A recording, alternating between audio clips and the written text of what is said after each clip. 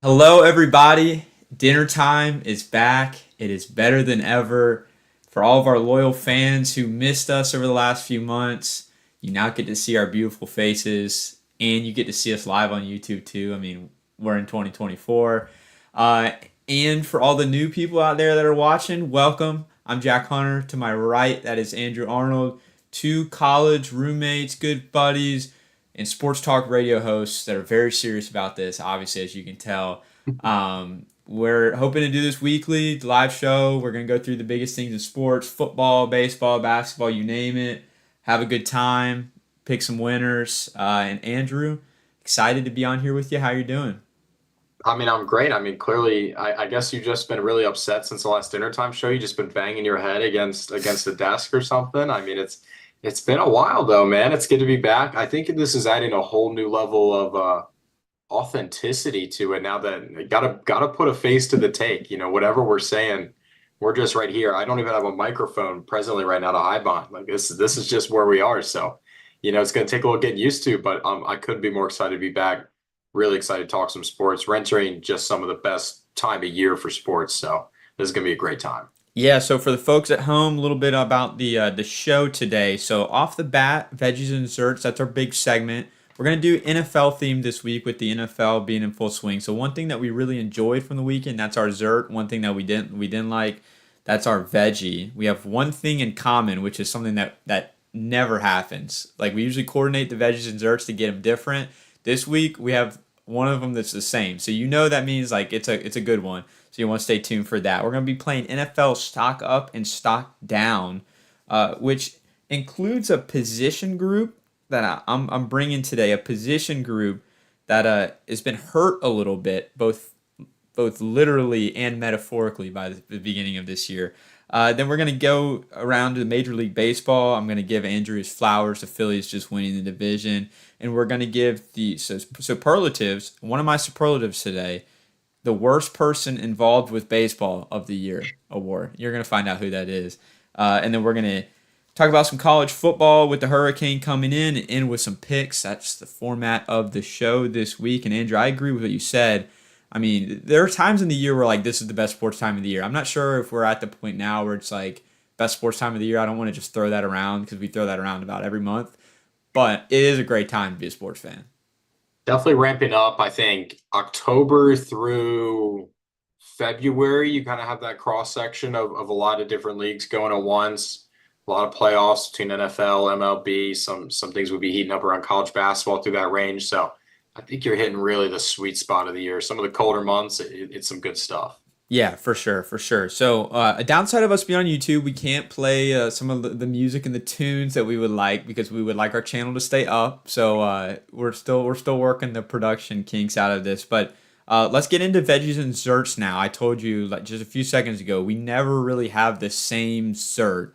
And Andrew, since this is your guy, I want you to start and tell us what's the best sports thing you saw this weekend.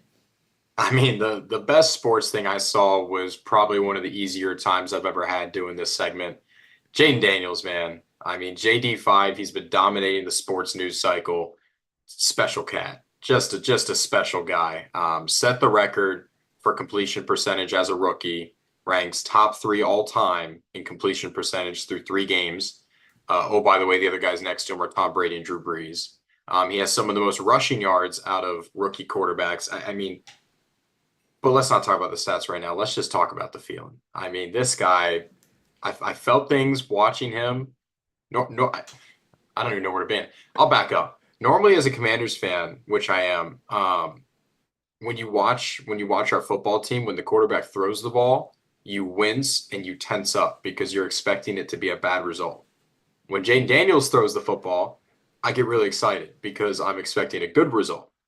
That's what happens when you have two incompletions versus the Cincinnati Bengals, which past couple years haven't had a bad defense by any means. Currently, not looking so great. But just that feeling is special. And to watch a functional offense, to watch a team that can score points is not something we've had in a long time. The only thing we've been able to hang our hat on is really having a good pass rush, mediocrely good defense, but it's been a revolving door of quarterbacks. And I'll just highlight, look no further than wide receiver Terry McLaurin. he's been held in quarterback purgatory. There's a stat that he's had a different starting quarterback every season he's been in the NFL. And the joy to see on his face when Jaden just started slinging it deep to him. I mean, I don't think there was a more excited guy in the stadium. He was literally jumping up and down on the sidelines, just screaming in the background of interviews because he's free. Terry is free. Jaden Daniels is the real deal. I know it's been 3 games, but oh my goodness, this is, and the last thing I'll say, everyone wants to make the comparison to RG3, and I completely understand why. Second overall pick, having a phenomenal rookie year, again through 3 games, but having a phenomenal rookie year. They both like to run. There's that comparison. Both Heisman guys. Okay. Jaden Daniels looks a million times more comfortable in the pocket than RG3 ever did. All they had to do with RG3 was smoke screens. They had to get him out in the option. They had to get him out on a bootleg. They couldn't have him sitting there. That throw Jaden made to Terry for that last touchdown, the Cincinnati Bengals game, there's few quarterbacks in the league who stand in there, take the shot he did, make the throw he did. You know, I get the RG3 comparisons, but this guy's a whole nother level. And it's exciting because obviously the Commanders do not have the pieces around him. And it's only been 3 weeks. But through 3 weeks, the Washington Commanders are 2-1. They lead the NFC East, and we got our guy. So it's left hand up. Left hand up. Pretty exciting. Yeah, I mean, so when I was preparing to like what my zero was gonna be this week, I mean, I couldn't go that far without saying like Jaden Daniels, and so I obviously knew that was what was gonna be yours, but I was just like it has to be mine too. That Terry McLaurin stat, 6th week 1 quarterback in Terry McLaurin's career was Jaden Daniels, and he's probably hoping it's his last. And just kind of another stat on this game.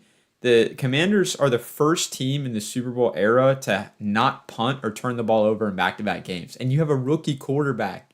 The turnover thing is already ridiculous. Like a rookie quarterback not turning the ball over 2 straight weeks is something that you don't really see in the NFL, but no punts. He hasn't turned it over through 3 weeks either. Yeah. And just add that in. The no punts is even more wild. Yeah, and that's crazy. And the last thing I want to say about this too is the last touchdown drive that the Commanders had in this game was 12 plays, 70 yards in 7.5 minutes, half a quarter, which is crazy because it was a one possession game. It's 31-26, one possession game. Game is on the line, lights are bright, and they go on a 7.5 minute drive. So shout out Jaden Daniels for that. But Dan Quinn on the Washington sideline is known for being a guy that cannot manage the game, cannot handle like pressure-filled situations, always is blowing stuff. And how about the clock management from that guy to be like, we're going to kind of slow things down. We're going to grind out this possession and go 7.5 minutes and just deflate the spirit of the Cincinnati Bengals. So in a league this year too, where the rookie quarterbacks for the most part have struggled mightily, one of them's been standing out a lot. Yeah, I think a couple notes on just what you said in terms of the Dan Quinn thing. He's a spot where I'm not sold on him because if you're a defensive guy and our defense is putrid, because what gets left out of all the Jaden Daniels hype is that realistically the Commanders should be 0-3. The Commanders played a perfect game of offense and won by a score. And if Malik Neighbors doesn't drop a pass to the Giants game, Jaden doesn't even get a chance to go down the field and win it. So very realistically should be 0-3. Glad we got our guy. I think Cliff Kingsbury is doing a great job of it. I think he's doing a great job of slowly making him comfortable, putting him in good positions to succeed, letting him be himself, but also be in a system where he's not asked to do crazy stuff. Run a high school or college offense rather, as some of the Bengals defenders were saying. Okay, yeah, college offense did pretty well, but there's a lot of holes with the team. There's no question about that. But when you got a rookie quarterback, when you got a guy who's looking as calm as Jaden is, and you look at the rest of the Commander schedule, maybe the defense figures it out further down the line. I don't know. I don't think we have the talent to, but maybe we do. It's not unrealistic to say the Commanders are a playoff team. And I don't think it's unrealistic. Just simply because when you have a good quarterback, you always have a chance to win a game. Whether or not you're the better team, whatever. And when you're playing as well as Jaden is, you got a chance to win the game. So, and hey, That's a lot better than I can say about Sundays over the last few years. So it's at least, if nothing else, it's a fun watch. And if you get to pick one side of the ball you get to be good at, you'd probably rather offense. It's fun to watch a good offense. Frustrating to watch a bad defense, but it's fun to watch a good offense. So it's been a lot of fun. Yeah, for sure. I mean, that college offense comment is kind of funny because it's a backhanded thing at you because it's like you said, it's like you couldn't stop it. I've also been playing a lot of NCAA 25 recently, and running a college offense is very difficult. So Yeah, it's not so easy. It's not so easy. yeah. Well, and I think too, with like the rookie quarterbacks, it's like I think everybody's kind of normalized the whole like, oh, you should start year one if you're like a good rookie quarterback, but that wasn't really always the case. And then also like, I feel like guys. I mean, Bryce Young may be terrible. Like he may just be terrible. But like, I feel like guys kind of get an unfair shake when they come in and have to start year one, and like that could have easily been Jaden Daniels. Like I think that's what makes it more impressive is you come in and, like rookie year and there are rookie quarterbacks that are just thrown into the fire. They're like, there's no way they should be playing right now. Like they might be good in 2 or 3 years, but not now. Jaden Daniels is just like, I'm him. The one thing I can say that's nice about the Commanders is so the Bears, they put in this beautiful receiving core, good for Caleb. Oh, look at how many weapons he has. The Commanders can't compare on weapons, no question. What the Commanders do have is two very good running backs and a pretty good O line. And I will say, like a good quarterback makes wide receivers better. I think more so than good wide receivers make a quarterback better, unless you have like a Justin Jefferson or something like that. What can really help a rookie quarterback is if you can get 3-4 yards on first down, is if you can give them another half a second in the pocket. So I think the Bears are learning pretty quickly that you can't only invest in skill positions. You probably need a little bit of an O-line. And I do applaud the Commanders for at least giving Jaden a little bit of that. And that's, I think, the first signs of the Commanders possibly under new ownership, under new management, being a competent organization. Maybe. Yeah. Maybe. I don't want to speak too soon. It's been 3 weeks. It's been 3 weeks. Hey, I think you're allowed to be excited. I mean, if like the Yeah. people that are like the sports fans that are out there that are like, oh, like job's not finished. It's like it's almost week 4. Like, dude, you're not on the team. Like, be a fan. Fans are allowed to be irrationally excited about things. Like, Yeah. sure, the coach and the team they can't be like, oh, we're back because it's like week 4, week 5. But it's like you're a fan. Like, you're supposed to have fun, like enjoy watching the team and get excited about stuff like that. So, Well, I mean, it's not even the last thing I'll say. It's not even that he's just been good or he's had electric plays. Like he has been literally historically good. So I do think that gets almost a little under the radar where it's like, calm down, it's been 3 weeks. And it's like, but no one's ever done some of these things through 3 weeks. So yeah, I get the 3 weeks thing, but it's pretty crazy. Pretty yeah, crazy. So very yeah. exciting. We'll snake it around here. I'll go with my veggie here. It's kind of like the circle of life as an NFL quarterback, as we're talking about one rising up into the ranks. We're talking about one that, I mean, he got his money. He got his money. That's Trevor Lawrence. He got $275 million in the offseason.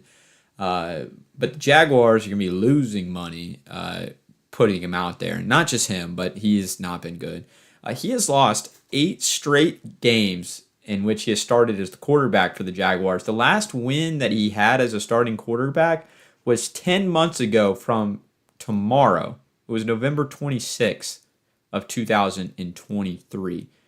He has been under a 50% passer for most all of the season. They got trounced by the Bills by 37 points on Monday night. They're 0-3. It's just, I hate seeing him struggle because he was kind of supposed to be the guy that was like going to save that Jaguars franchise, and he was this sure like Heisman guy, sure guy coming out of Clemson.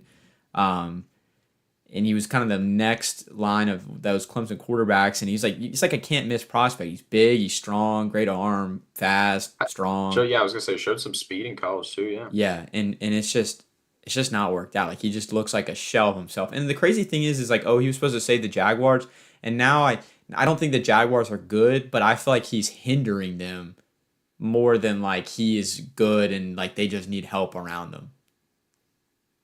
I mean, I guess I have two main thoughts on Mr. Trevor Lawrence. Number one, usually if they have a lot of faith in the rookie quarterback, the first life cycle of them not working out initially is you fire the head coach and bring in a coach who can unlock the quarterback. Doug Peterson's won a Super Bowl. Like, that's a fact. And he did it with Nick Foles. That's another fact. And Carson Wentz, which I don't know if that's even more impressive, but Carson was good back then, so I will say that. It's at some point it's Trevor, you know? And I came across a graphic today, and it's been floating around, and I sent it to you, Jack. I don't think you've seen it yet, but I'm going to read off a stat comparison between Trevor Lawrence, thought of as never has had the O-line, never has had the team around him, doesn't maybe have weapons, and another guy named Daniel Jones. Now, Jack, just listen to these stats. I'll run you down them. Trevor Lawrence, all-time record, 20 and 33. Daniel Jones, all-time record, 23, 38, and 1. Okay, passing yards, Trevor Lawrence, 12,330. Daniel Jones, 13,112. Trevor Lawrence, touchdowns, 60. Daniel Jones, 66. Trevor Lawrence, interceptions, 40. Daniel Jones, 42. And it's one of those, does the stat comparison tell the whole picture? I mean, you have wins and losses on there, but you think of these quarterbacks as completely different guys because of their background, because of what Trevor did in college and all that stuff. And at some point, I just don't think Trevor's that good. And was there potential there? Absolutely. Has he had electric games there? Absolutely. But in the end, the performance has not been to the caliber that they're paying him. And it looks like the Jags are back where they started when they drafted him right now. Yeah. I mean, but I mean, I'd say good news for Trevor, I don't know if this is for the Jaguars, is that they're stuck with him. I mean, you just signed him to a $275 million deal, 5 years in the offseason. You can't bench him. Like, Mac Jones is the backup quarterback. You're not going to bench him for Mac Jones. You can't. Fumbled on his first play in the game. So. You can't, you cannot bench him for Mac Jones. That is not an option. You're not going to trade, you're not going to trade for a quarterback. You're not going to do that. That's not an option. So it's if they're going to be 0 and 17, and if they're going to be terrible, I think he's just going to be the guy that's going to be staying in there. So good news for him is they're going to have to figure something out, or he's got an unlimited leash. So yeah, that is the good news for him. For Jacksonville, maybe they're having a little buyer's remorse, but I think everybody's quick to be like, "Oh, Jacksonville, why'd you do that?" It's a tough situation. It's really a no-win situation giving him that contract that they did. Yeah, I mean, what's the discourse if they don't pay him? Yeah, it's you drafted a quarterback first overall and you gave up on him. And he showed flashes. He hasn't always been bad. He's shown flashes of being good. And coming into the year, there was conversations of him not being elite, but being on the kind of upper echelon of a good quarterback. I mean, I'll throw this out here. I don't know the feasibility of this by any means. This is completely unfounded. But there's another team in Miami that could really use a competent starter right now and has a lot of weapons, and a team that theoretically is in win now mode. Again, feasibility wise, I don't know what Trevor's price is right now in terms of a pick package. I don't know. Yeah. I mean, with the contract, I don't know. I'm assuming it's a first and something. I don't know what else.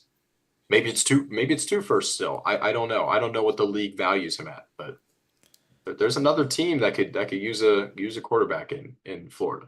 I'll just say that. Yeah, I mean, obviously there's the salary cap, so it's I was just gonna say if Miami might be completely impossible. If Miami could just eat all of his contract, I think Jacksonville would be bye, fourth round pick. Thanks. But yeah, I don't think Miami's in a good cap spot at all because they had to unload basically half their defensive talent in the offseason just to hold on to Tua, and so Miami's in their own pit. So I don't think it's feasible at all. But I mean, talk about something that would just be unbelievable. Yeah.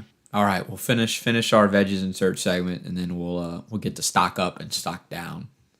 Well, here's another guy I'm stocked down on, and it's the veggie section, so that's what you do. But it's a different situation because it's a quarterback that I think I've said on the show before. I don't think he's ever been good at football. I think I've said that. I know I've said that before. I think I've said it on the show before. That's Mr. Anthony Richardson. And the Colts were talking about this guy like the Commanders are talking about Jayden Daniels right now. Like they're talking about this guy like he's the future of their franchise. He wasn't good in college, like, period. He looks good in a pro day when there's no defenders and all he can do is unleash his arm. Sure. But he's never actually looked that good at football. And his stats so far in the 2024 season kind of back that up.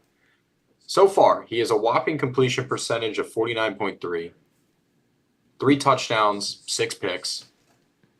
He has an extra touchdown on his legs because I know you're immediately going to be like, oh, what his rushing ability. Okay, You said sure. 6 picks to 3 touchdowns. I mean, that's the opposite ratio. That's exactly right. And he has 1 touchdown on the ground with his running ability. He's got 18 carries for 117 yards. Good. That's good. But when you have 6 turnovers through 3 games, you're pacing for something that's not very good. And I mean, it's just the talent's not there. He's not a good quarterback. And I get so frustrated with the way this guy gets talked about. Similar to way to Trevor Lawrence, where I think Trevor Lawrence gets an excuse a lot more than he maybe should. Kind of like that Daniel Jones comparison, just because of what he's done. I think these scouts ooh and ah over Anthony Richardson, over the speed, the physicality. He gets the comparisons to Josh Allen about how look at his arm, like Josh turned the ball over and then he figured it out. Like, you know why every quarterback that stinks coming out of the draft but is physically good just gets compared to Josh Allen now. Do you know why there's only one Josh Allen in the league? Because it doesn't happen that often that like a guy who has those physical capabilities develops the mental side of the game, becomes a good decision maker, becomes a really good pocket passer, learns how to not take hits and whatnot. It doesn't happen that often. That's why there's only one, again, Josh Allen. I don't understand it. I think it's a little biased towards Florida because I'm a Georgia fan, but I just don't think Anthony Richardson is a good quarterback. And I get it. He's like 7 games into his NFL career. I get it. But it's not a situation where he's 7 games and he was really good in college. He's 7 games and he won like 6 games at Florida his last year.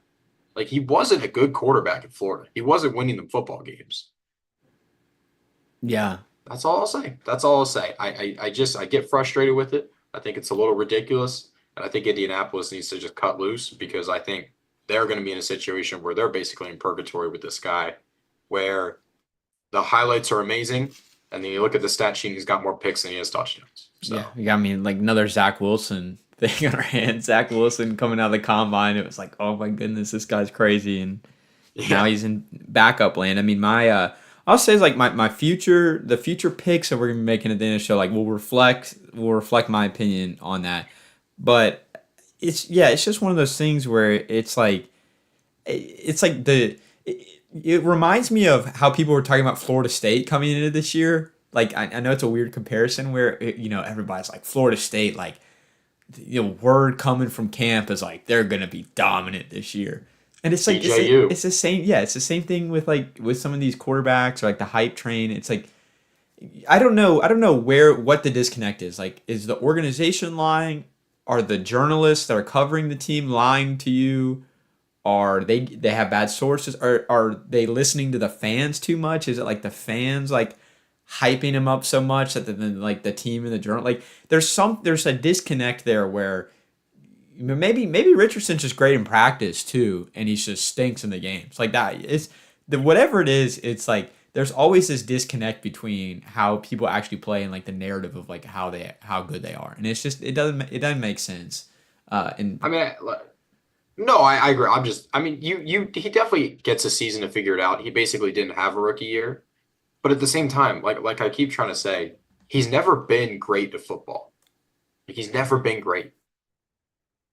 There's nothing so far that tells me anything's going to change. Yeah, I mean at Florida, at Florida, everybody is like, oh, don't look at his stats. Like like don't look at his stats for Florida because like he's a project, so he'll figure it out. Generally speaking, like college quarterbacks who are not really good in college, I know he's playing in the SEC and all that. College quarterbacks who are not really good in college tend to like not be good in the pros because like playing quarterback is hard enough as it is. Like you can have intangibles and be a good running back, but quarterback, I don't know. So we'll see about Richardson. I mean, the Colts have a pretty solid team around him too. So it's like Yeah, it's not like the whole like Bears excuse or Panthers excuse. So we'll see. we'll see. Yeah. All right. let's get to our stock up, stock down. Been a few weeks in the NFL season, 3 to be exact, and I've got a few names both in the up and the down that I want to run by you in terms of up and down, and feel free to interject with some of your own stock up, stock downs too. First stock up goes to Eagles skill position players. Dallas Goedert had 170 yards receiving versus the Saints. You know why? Because I left him on my fantasy bench, so that's of course why it happened. 61-yard catch in the fourth quarter to ice the game. And then Saquon in that same game had 147 yards. So Eagles team that really struggled at the end of last year. AJ Brown got hurt, and it's like, oh, here we go again. Like the Eagles aren't going to be able to survive. And now you've got the NFL's leading rusher, and then you've got a tight end that comes. I mean, not out of nowhere. There was a lot of expectations for him coming in this year, but after a quiet 2 weeks, it's now he's 170 yards for a tight end. So it's good news for the Eagles. Good news for all parties involved in Philly. So that's my first stock up there. Yeah, I think it's it's a little bit of a split meaning because you lost Devontae Smith to a dirty hit. AJ Brown probably got another week to come back. So in that respect, skill position is struggling. But Saquon feels like when Christian McCaffrey went to the 49ers, like this guy's just been completely unleashed now, and now he's just has so much pent up, basically amazingness that he's just about to show the NFL. Like he's just an incredible generational player, no question about it. And there was no question coming into the season. Like this guy was about to thrive in this offense. So makes complete sense. And Dallas Goedert's a funny guy because I agree. The Eagles seem to forget about him sometimes. Like we got to get AJ Brown the ball, got to get Devontae Smith the ball.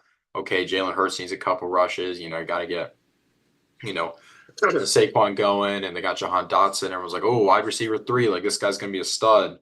Okay, yeah, he's a real winner.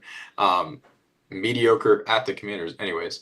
Not salty. Dallas Goedert, he's a good blocker, and I think that's part of the reason why he falls under the radar. But it feels like a few games a year, the Eagles just remember that they have a guy with an elite level ceiling, and then he'll just go for that 170 yards, and it'll be like, oh my gosh, Dallas Goedert's really good. So I think next game you're good to start him, I'd say. Yeah, I am starting I don't think him. the weapons are bad. I am starting him. There you go. So if he has a bad week, you'll know why. And then I think going forward, though, once AJ Brown, Devontae Smith are back, he's good for 3 catches, 40 yards, maybe a touchdown if they call his name. But it's kind of funny. Yeah, it feels like the Eagles just kind of forget about him sometimes. But yeah, a good tight end can go so far too. It's like, I don't know. I feel like some teams like the Falcons too. Like they drafted Kyle Pitts 4th overall, and then they just forget he's there. So yeah, is that the excuse this year? Well, no, they've been using him more. So like this year, he caught a touchdown first game, so it was like, all right, like that's good. And they've been using him more, so like that's good. But he still hasn't shaken that reputation yet because like he hasn't done enough to light it up. Like he's been better this year. I mean, he also got targeted in the end zone and got mugged. That should have been a pass interference, but I'm not like, it sounds like I'm salty about that, but I'm not that salty because like there were some bad calls that went both ways. So like the Falcons didn't lose that game because of that call. Like they also were horrible. What a mature response right there. I know they were just here's like, not to get off on the soapbox, but they were the Falcons were not good enough. They did not play good enough to win that game. Like that, if that pass had been completed and they scored a touchdown, they might have snuck out of there with that game. Like they might have stolen that game like from right under the Chiefs. Like they did not play well enough on 3rd down. They did not play well enough in the red zone. They did not like play defense well enough to like really deserve to win that game. So that's where I stand on it. I'm like, well, we can tie it back for a second. I'll just ask you, stock up or stock down on the Falcons? Stock up. Well, that's the thing. It's like I'm encouraged. So they didn't go 0-3. Okay. So if you told me like they're gonna split with the Chiefs and the Eagles, I would have taken that. So like 1-2 going into the week versus the Saints, and it's like, okay, you're not 0-3 going. You're not 0-3, and if you're 0-3, I think the chances of you making the playoffs are like 2% dating back to. I think there are like 6 teams and however many, something crazy. The I had this stat on the Bengals. They're 0-3. Like 2.5% of teams since like the 80s that have started 0-3 made the playoffs. Yeah. So you avoided that. So like that's good. So I say stock up. And like they didn't play well enough against the Chiefs, but they showed me that like they can compete against them because it was still like a really close game up until the end. And like the game, they could have won the game. Like in years past, like if you put Ritter out there, the Falcons like they're not winning. But they could have won the game. They didn't, and they have stuff to work on. But like the foundation is there. Like they Well, I have mean, your two losses are to 3-0 Steelers, 3-0 Chiefs. yeah, So, like they have like they were playing neck and neck with the world champions, and they have the quarterback like Kirk for all the weird stuff he was doing week one. I don't understand it. Like he's been good.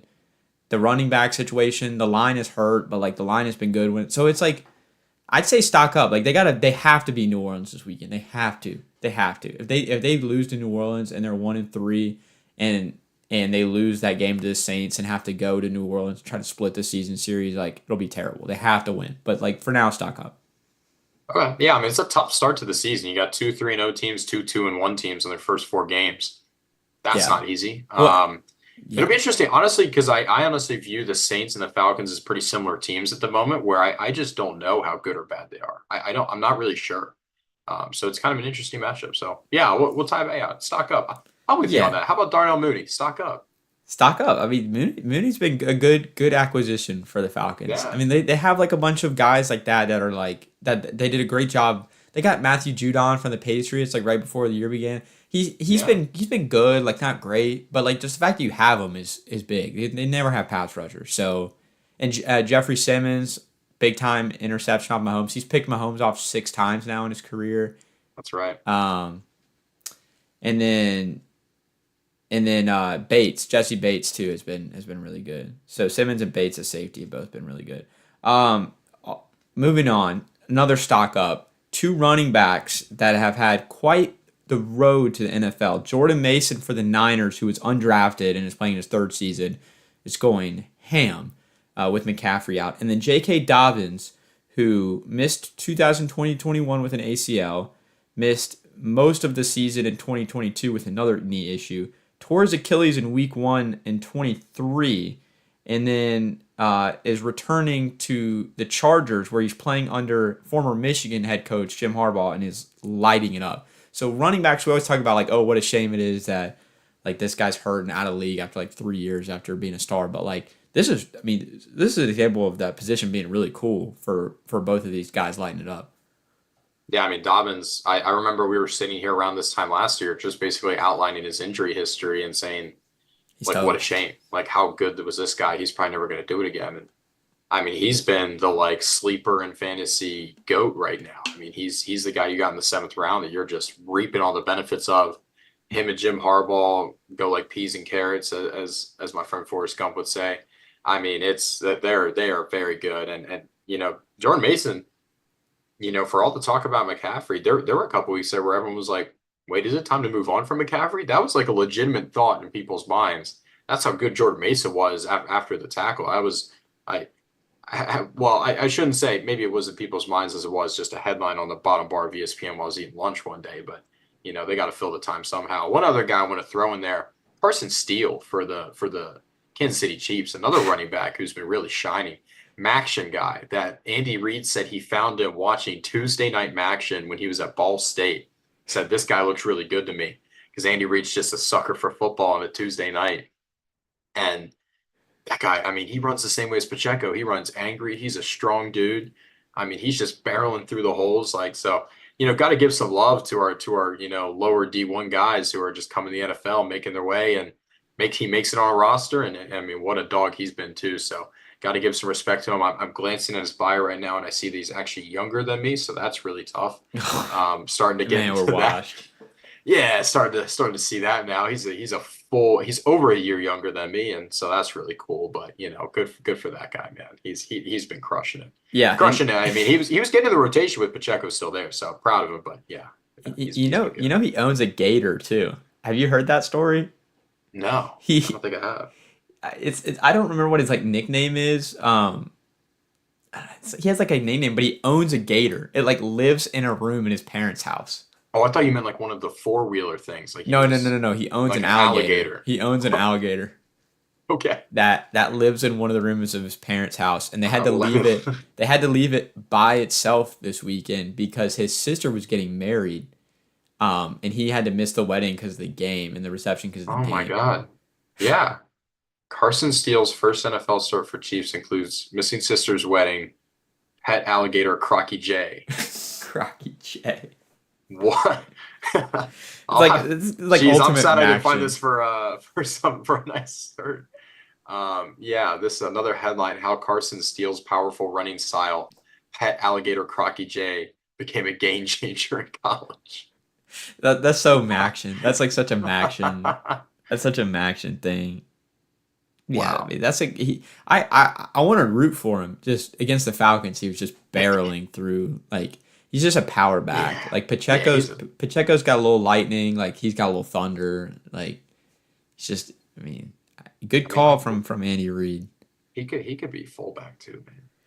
Oh, fullback. I love that word. All right. I got two quarterbacks that are stock up, guys that had some big question marks. So Justin Fields, a lot of people were writing him off. 3-0 with the Steelers. I'm so high on the Steelers. Like super stock up on the Steelers who are 3-0. And I'm high on Justin Fields in the sense of like basically he's being criticized for like he's got the running ability, but he's just making boneheaded throws, or he's not accurate. Like, and he's kind of like reversed that this year. He's just been a game manager, like a good game manager. Not he had turned the ball over for the first time this season last week, but he's been really clean with the ball. He's just been making like the right plays, not like the flashy plays, not like the old Justin Fields like run 80 yards or like throw this deep bomb that's like he's just been making the right plays. And with that team, with Najee Harris, and then with the defense that they have, which is just like so scary to go up against. I mean, TJ Watt is a generational pass rusher. He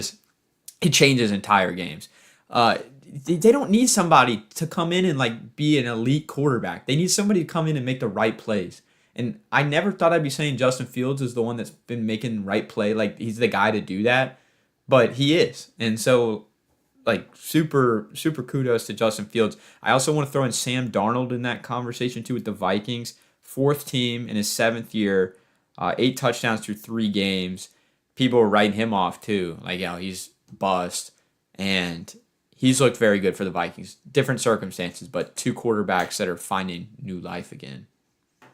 Yeah, and I mean, I want to talk about Justin Fields for a second and the way that the first two games, the difference to me was like I think game manager was the right word. He threw for 250 yards in that game versus the Chargers. Like he was a legitimate difference maker versus them. I think he had like a 96 passer rating or something.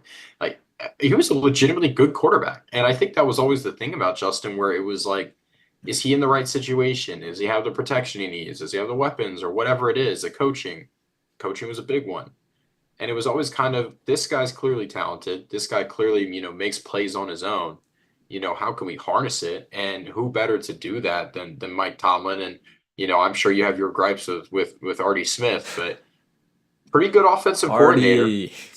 Head coach, not so much, but offensive coordinator, probably a pretty good offensive coordinator. So, I think Justin, it sounded like I think the quote today when Tomlin was asked about is Justin the starter, he was like, I don't think we need to name him the starter. Like it was kind of just like he is the starter. He's established that role. So maybe it was just him dodging the question. It sounded more like Justin was there to stay. Rusty Boy just gonna stay on the sideline getting dressed for games. Um, Justin's looked really good, and Sam Darnold, man, another kind of situation of a guy where sometimes maybe it's not the quarterback's fault. Sometimes maybe it's a situation, again, at the Jets, looked terrible. Was the coaching there? Probably not. Was the O-line, the receivers, everything else, was that there? Probably not. Goes to the 49ers. Quarterbacks thrive under Kyle Shanahan. Great situation to go in.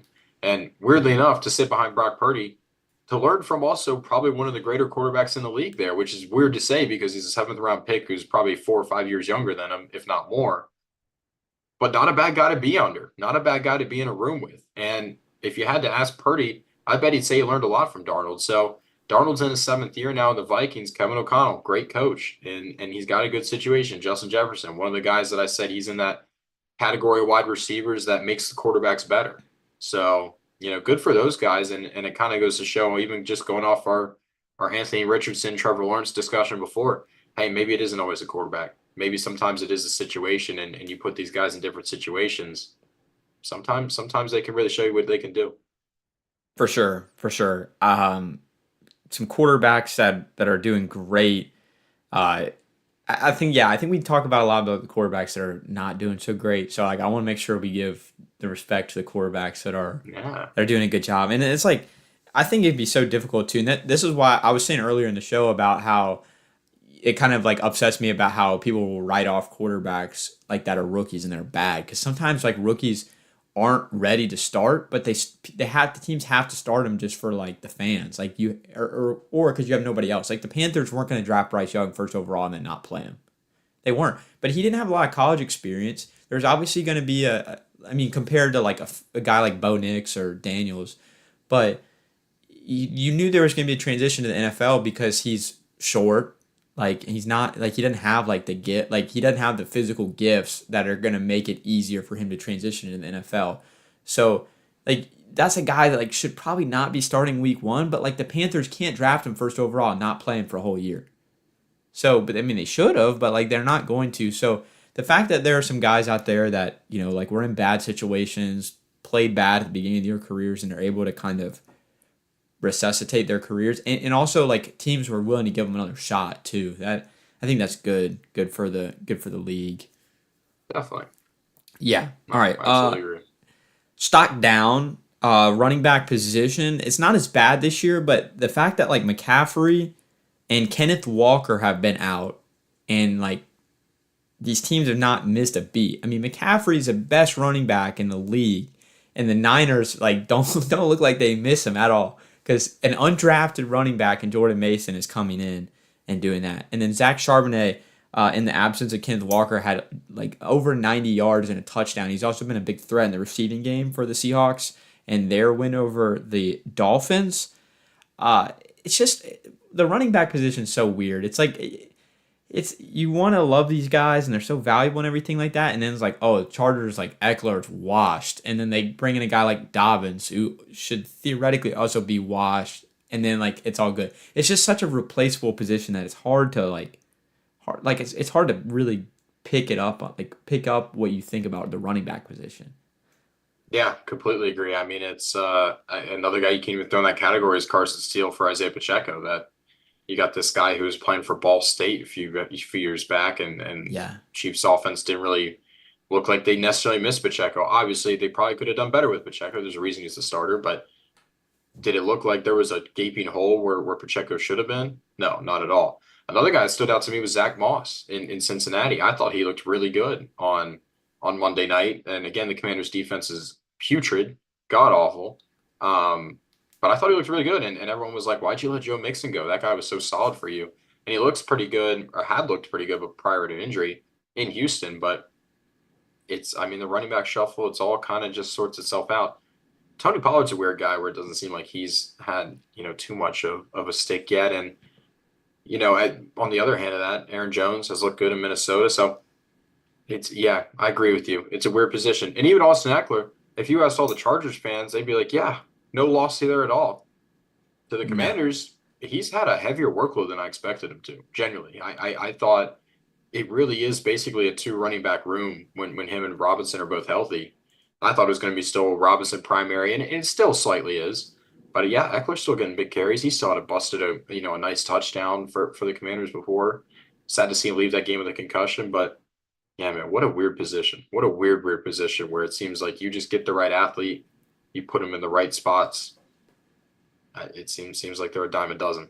yeah. Coming up soon, we got NL East playoff update and superlatives for the MLB season coming up here on dinner time. But let's finish our stock down for the NFL.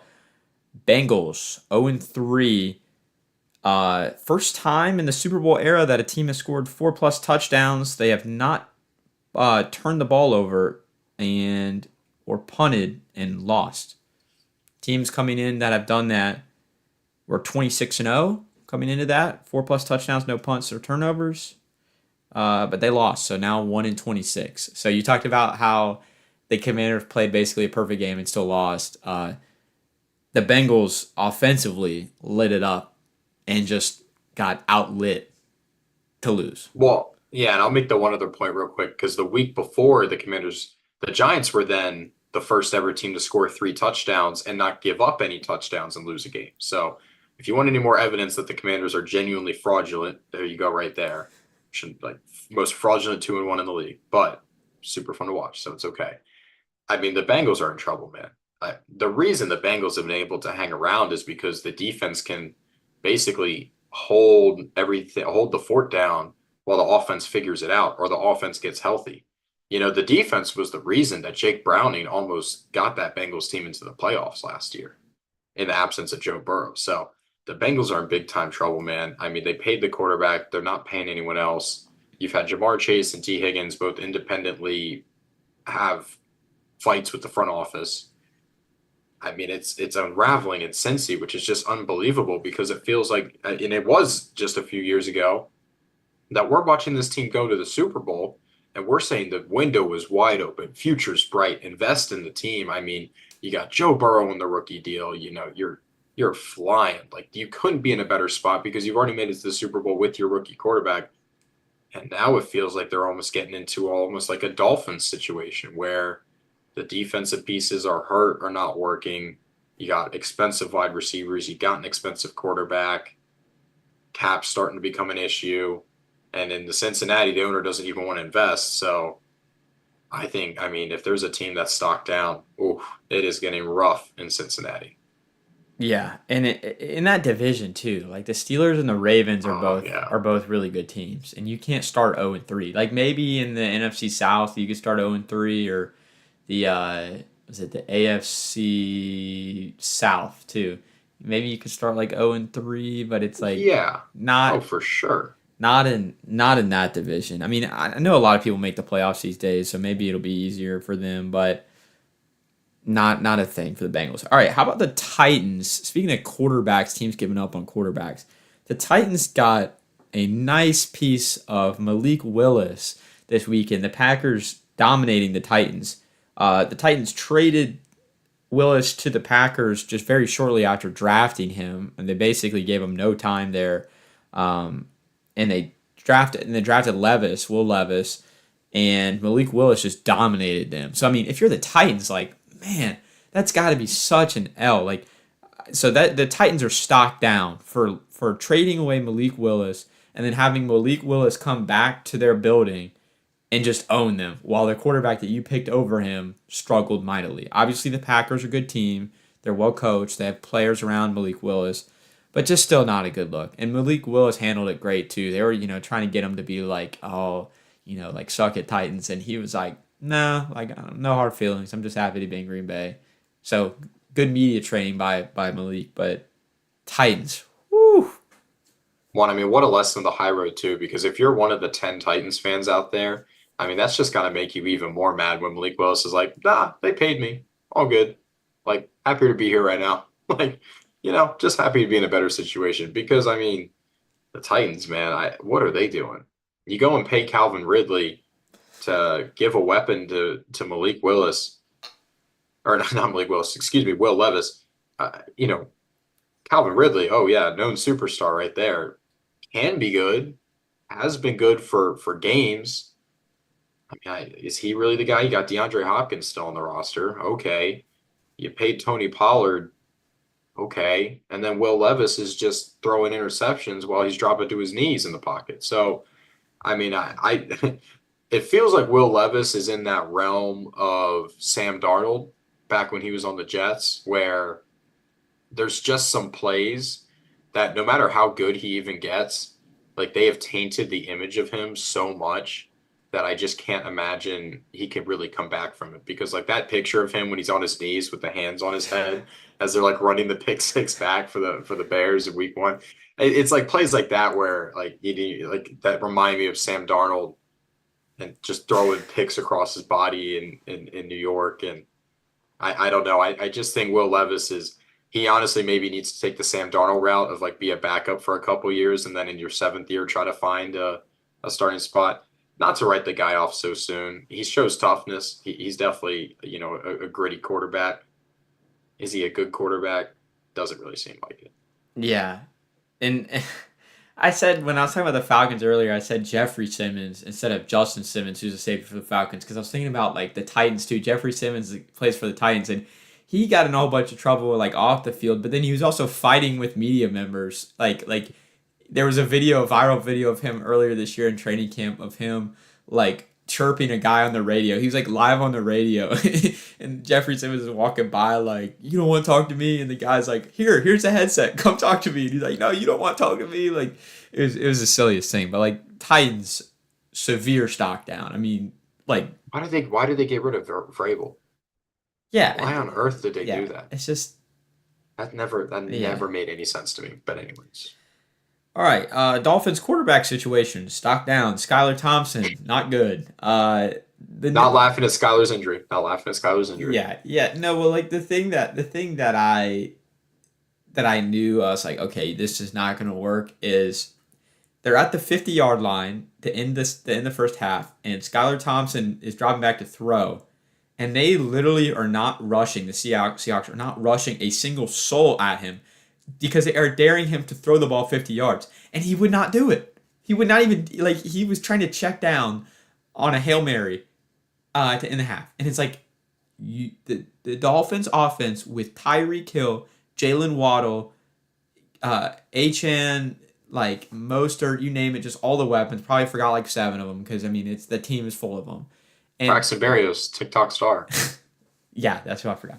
Um, like you have all this talent, and like the big thing with the Dolphins is like they can go over the top. Skylar Thompson can't throw the ball. He literally cannot. They were like literally have your combine moment. We're not gonna rush anybody. Like just throw the ball 50 yards, Hail Mary, and the Seahawks knew he couldn't do it.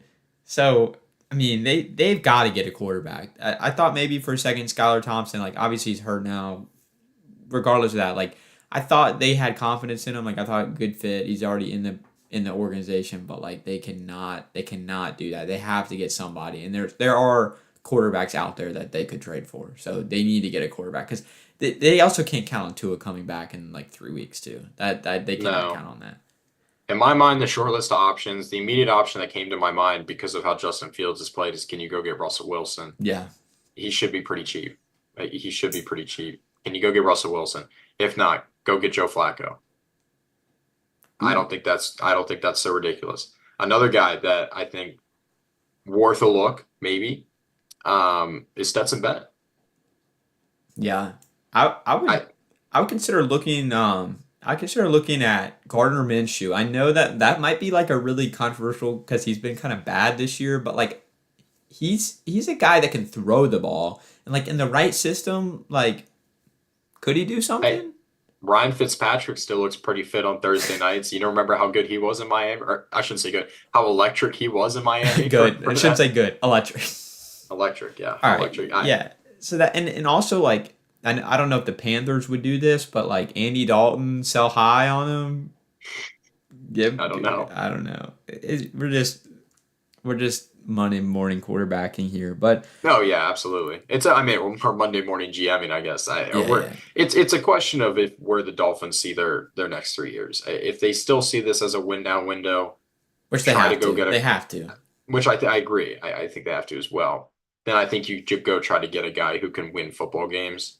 I think another guy who might potentially be on the market because do they really need him is Jacoby Brissett. He's a guy who can go win games. I think if you make that call in New England, you might be able to get him. It's just kind of give them an excuse to start to put Drake May in. I don't know. I've I got don't it. know if New I've England got would it. do that. I've Oh, got it. okay. Jameis. Okay. That's a good answer. He The like Browns won't play him. They have Deshaun. They won't play him. Like I'm he I'm likes I'm I'm being kind of like I'm being kind of serious too. Like I think Jameis could be a great fit. No, it's you got to find the marooned backups. It really is like a Russell Wilson, Jameis Winston. Like it's got to be the guys who are no longer needed. So I actually think Jameis probably is the obvious choice, and that probably is who they're asking about because you talk about a guy who could just throw a deep ball too.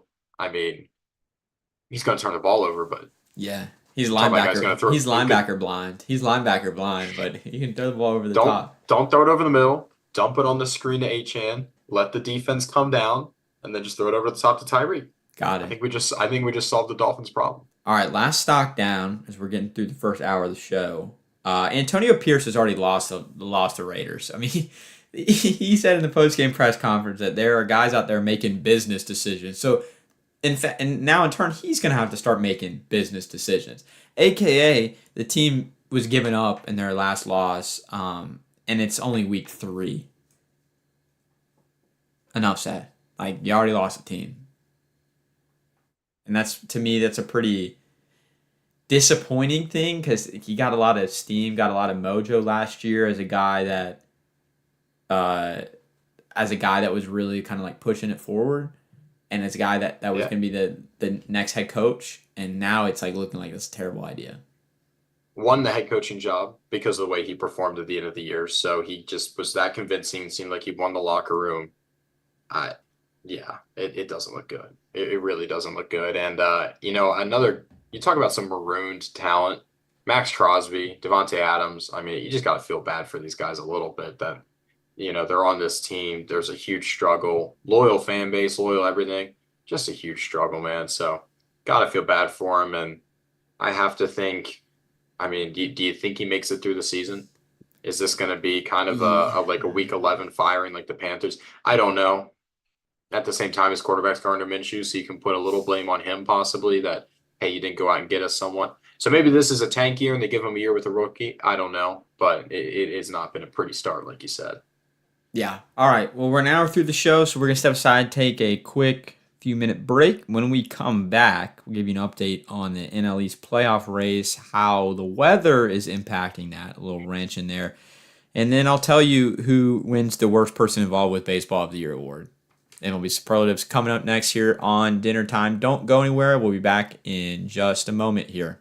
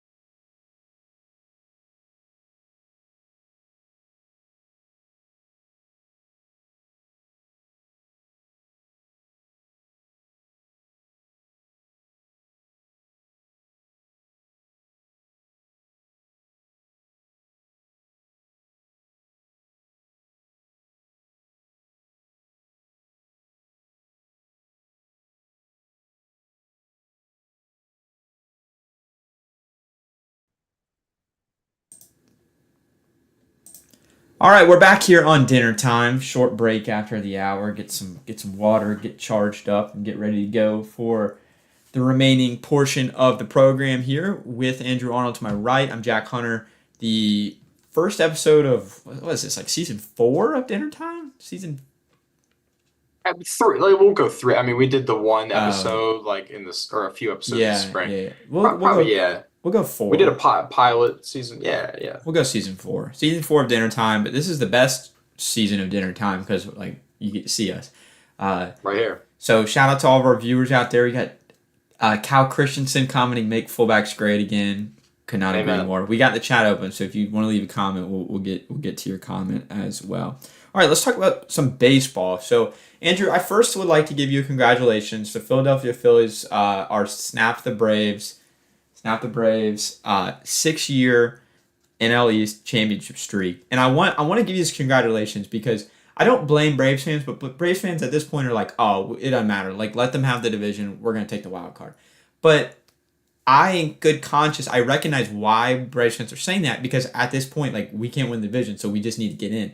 But myself, I believe strongly in the regular season. I believe very strongly in it, and Andrew knows I believe very strongly in it because I believe the best teams you see the best teams by how they play in the regular season. Like after 162, there's really not a question who's a better team because you played them 13 times. You played every other team 149 times. So I don't think it would be fair to be like, oh well, like we'll see what happens in the playoffs, but then also on the same side be like, oh the regular season like it means everything. So I would like to say like the Phillies were a better team than the Braves in the year 2024, and they earned the division title and they're a better baseball team. We'll see what happens in the playoffs. Like who knows what's going to happen in the playoffs? Honestly, I don't know. But I did want to give you a shout out, and at least the Mets did not win the division. That's just right with me.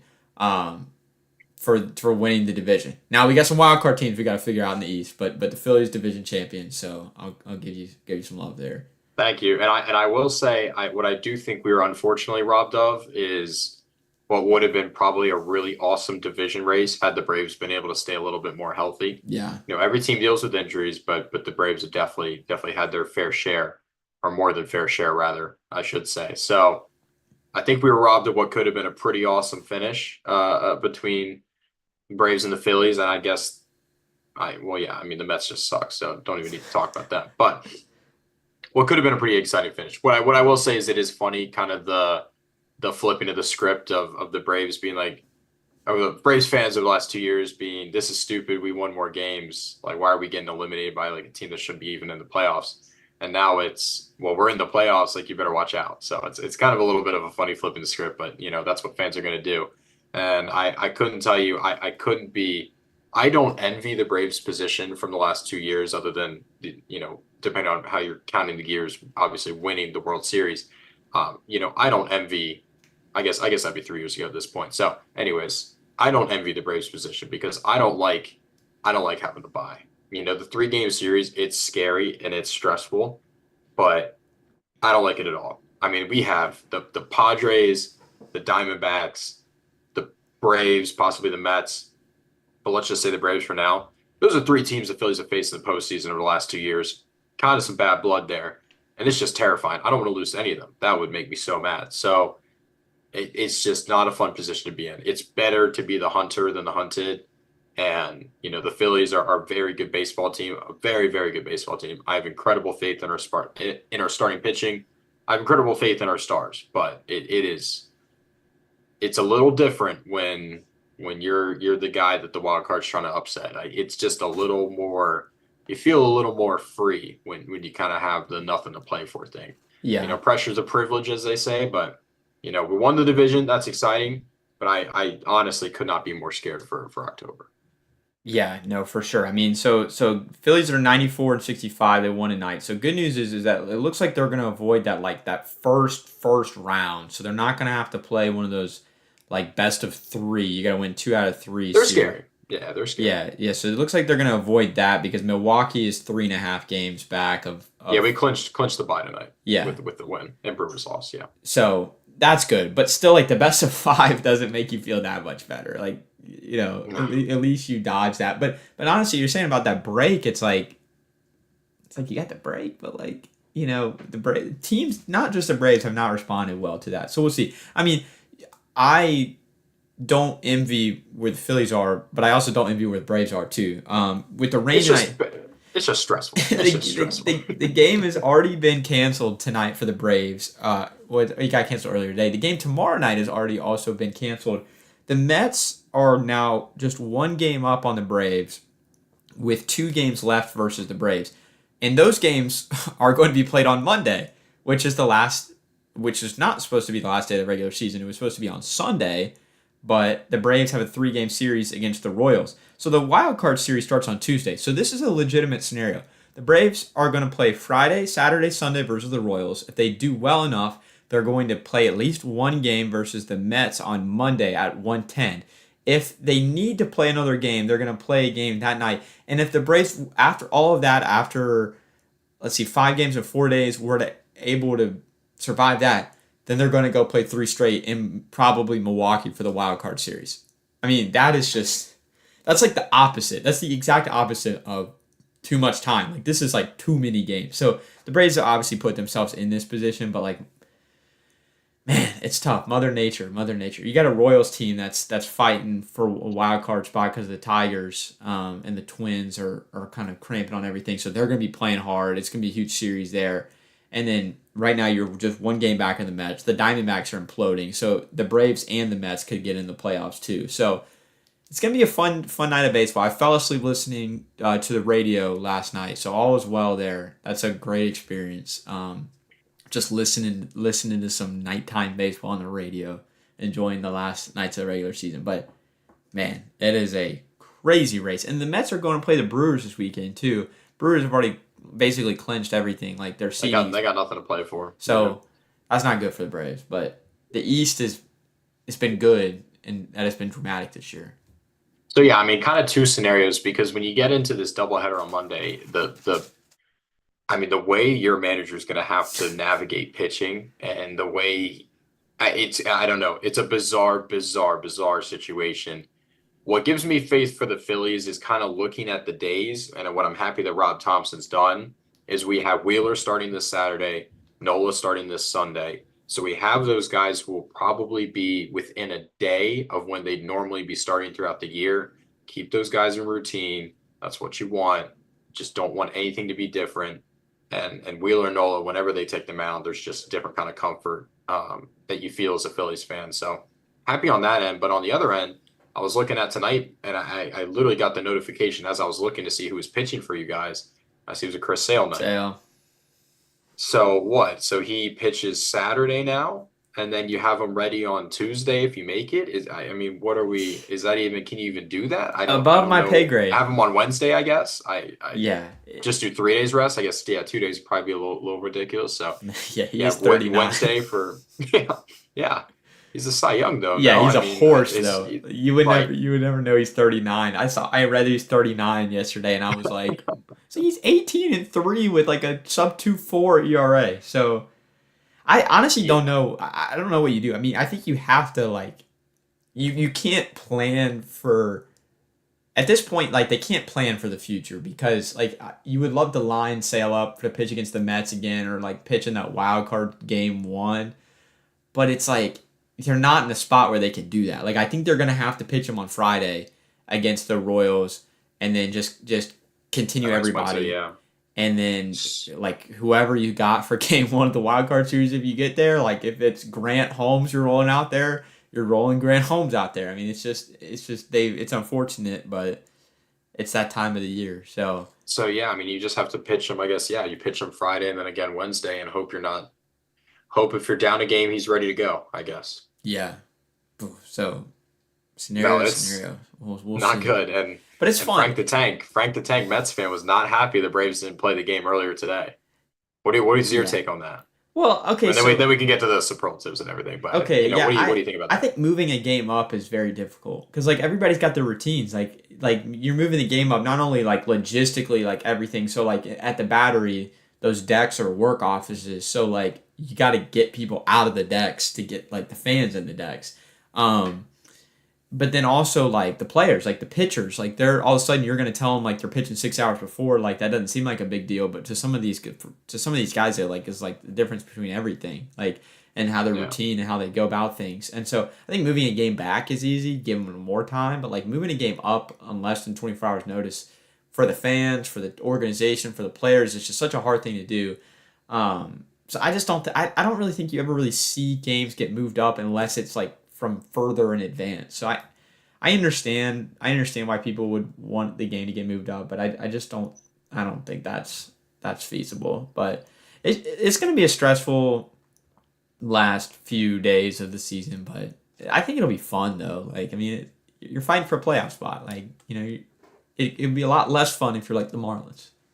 What it is cool, and last thing I'll say before we get to the superlatives, I think an underrated thing in sports is the end of the regular season win and in games. I was able to go to like a Capitals Lightning game where it wasn't a playoff game, but it was if they lose their season's over, so it is a playoff game. And it's like, and you went to the game on Tuesdays or Yeah, yesterday, so that was a like I playoff think game. that's all. What exactly? And it's underrated because the atmosphere, everything about it, the stakes, playoff, it's win or go home. But then the tickets are a little cheaper. So, just an underrated thing in sports. That's all I'll say. End of the regular seasons, it's something to play for. And you get a It's free special. jersey, and And you it's get a fan free jersey. appreciation week, so you get a free Acuna jersey. There you Um, go. all right, now let's move on to MLB superlative. So, I was thinking of a good way to maybe like wrap up the regular season, and instead of doing like a really boring, oh, like this team won this many games type of thing, I was just like, there are some awards that I would like to give out just to some players and teams that are on the top of my mind. So I'm gonna start with the unicorn of the year that goes to Shohei Ohtani.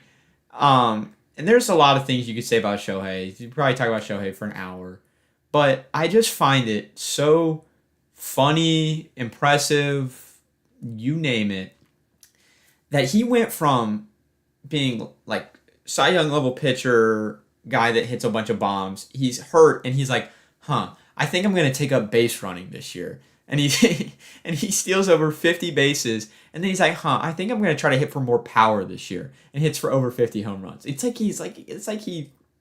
just the game is easy to him.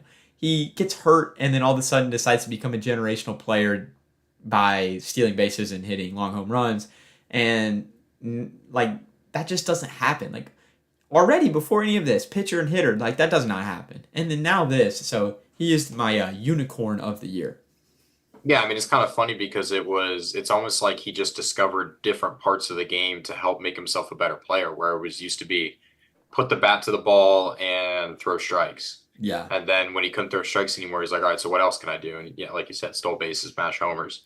I mean, and can we rewind? Do you remember back when this guy was just in a gambling controversy? Oh, Like, what? I, well, I only say that to say that that's how good of a season he's had, where nobody talks about what was the biggest story in both like national news and sports news for a couple weeks in the summer of this whole gambling controversy with Ipe and like all this stuff that did or didn't go on, Shohei did or didn't know about. Like, let's just go on. I'll go on the record and say I think he had to have known about something. If you've ever been around someone who gambles on sports, you know they gamble on sports.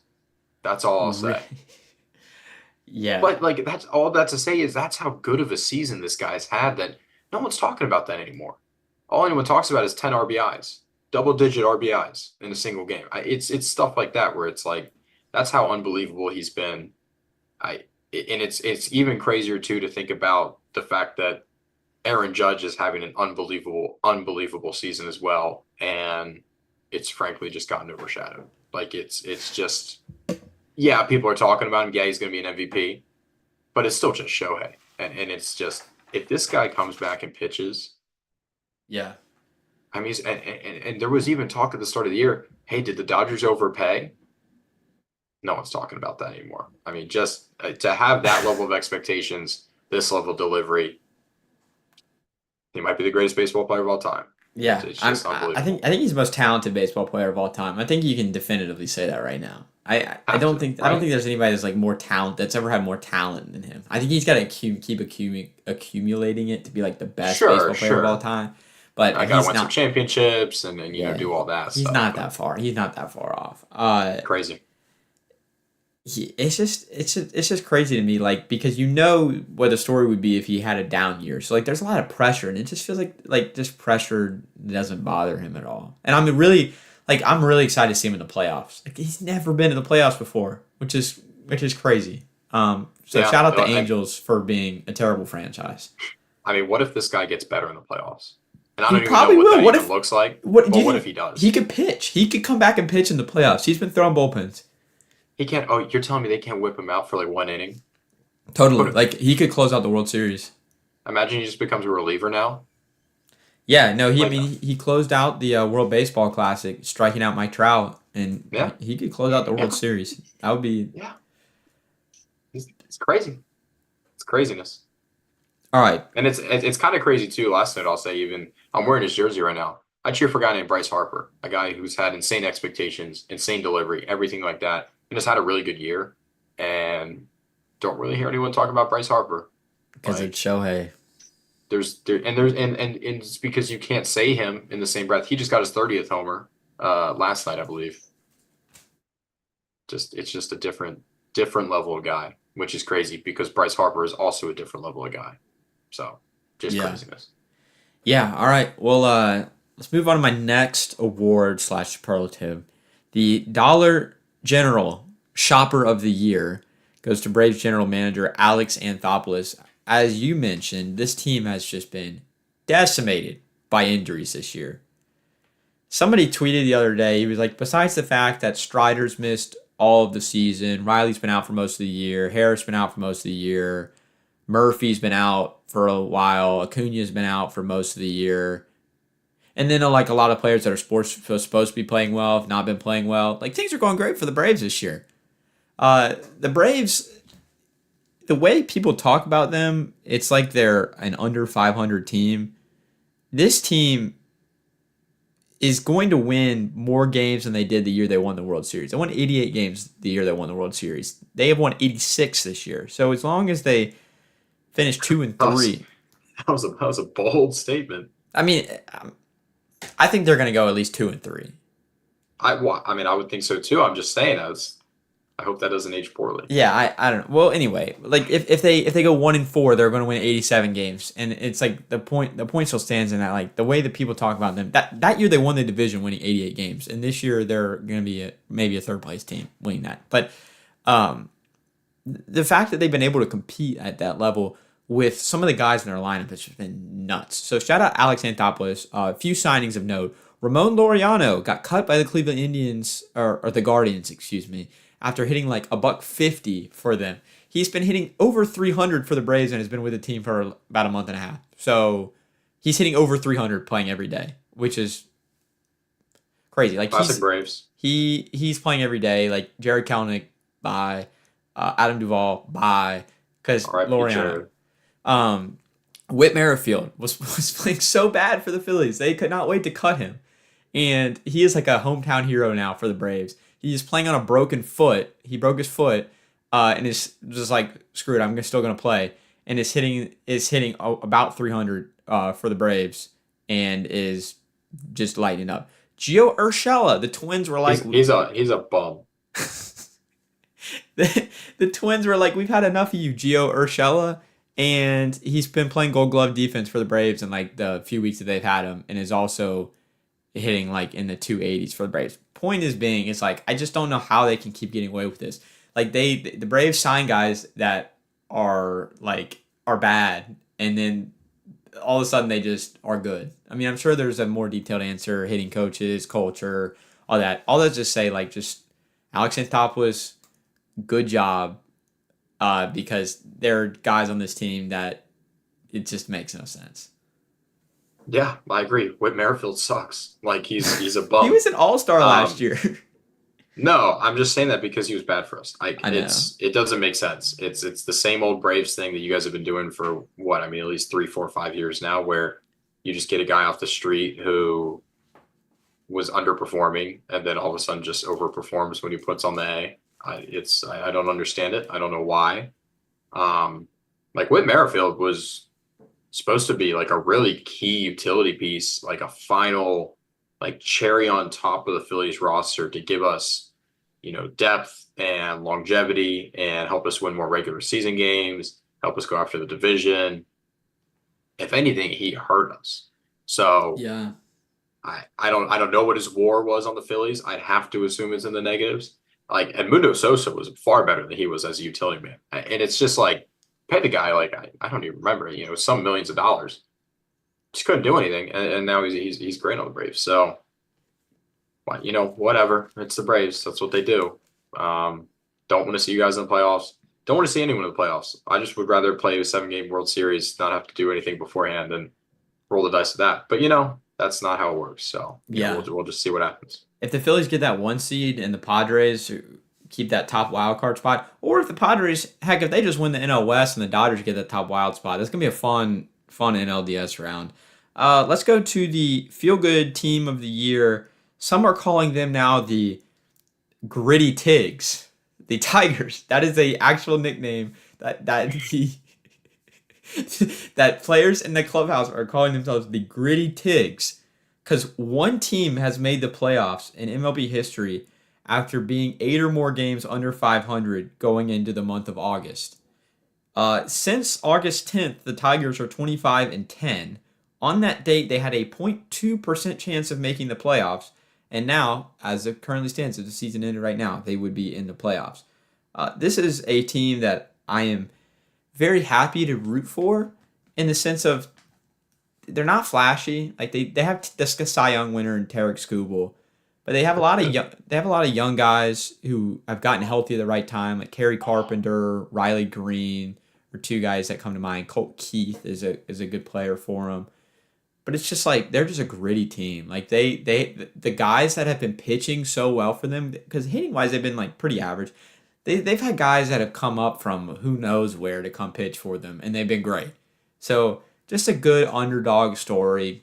Team with a lot of young guys coming through, clutch. Just the improbable story. Like this is kind of like the Moneyball story where like the team just like gets hot and all of a sudden they can't lose at the end of the year. I would love to see them in the playoffs and just see what they can do. Because besides Tarek Skubal and like Riley Green, obviously good player, and Parker Meadows, and like they've got good players, but it's like do you know who those guys are? Most people don't. Like most people that don't really like follow baseball that intently don't know who those guys are. And Tarek Skubal is gonna win the Cy Young. So like point being, good job by the Tigers by not selling at the trade deadline. They were considering trading away Tarek Skubal. I'm very glad they did not do that. And so reward for doing that, but also just like a gritty baseball team that's going to be in the playoffs. So shout out to the Tigers for being the feel-good, gritty Tigs team of the year. Now, my boy, his first name's escaping me, but Mr. Foley has been doing numbers for my fantasy baseball team this year on the bullpen for the Tigers. Great player. Yeah, I mean, live update for now. I mean, part of the story is the Tigers just not stopping believing, because I came across a graphic today and it was just showing basically day by day their playoff percentages, and it was like 2 or 3% or something like that at the start of August. Now it's up in the 60s, 70s, and I mean currently the Twins are in the bottom of the 7th with the Miami Marlins. It is tied 3-3. The Marlins have 3 errors and 10 hits to the Twins 5. It's not a quite convincing performance from the Twinkies over there to try to go grab a playoff spot. Oh, by the way, it's also a bullpen game for the Twins because their starter got blown up. So now it's a bullpen game. Yeah, well, it's interesting. Yeah, loyal listener, Cal Christensen, Twins fan. So apologize for that. But the Twins lost the Marlins. I think it was 4-1 last night. They were losing 4-1. But the Gritty Tigs, shout out. All right, worst person involved with baseball of the year award goes to John Fisher, the Oakland A's owner, who released this poetic and wonderful letter yesterday, just saying how sorry he was to the A's fans that the team was leaving, that they made 5 good effort searches for new spots, and they had this big development plan. They couldn't do it. So this was their only option to move to Las Vegas.